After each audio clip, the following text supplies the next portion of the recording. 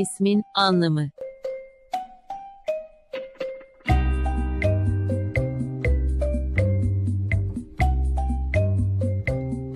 İsmin analizi.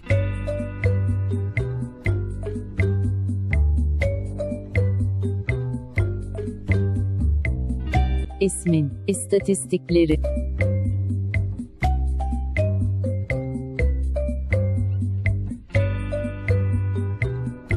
İSMİN numerolojisi.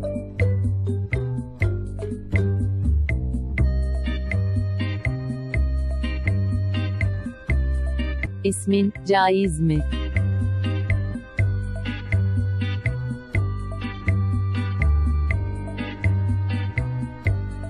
İSİMLİ ünlüler.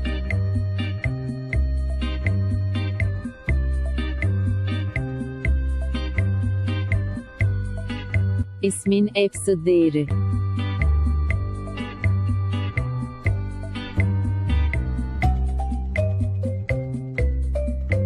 İSMİN akrostik şiiri.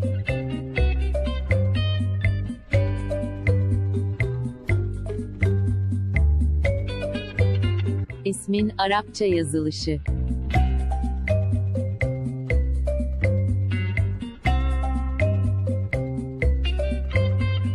İSMİN Çince yazılışı.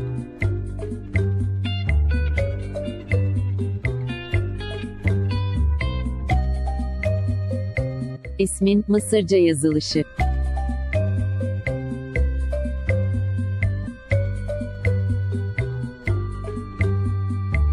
İSMİN parmak alfabesi ile yazılışı.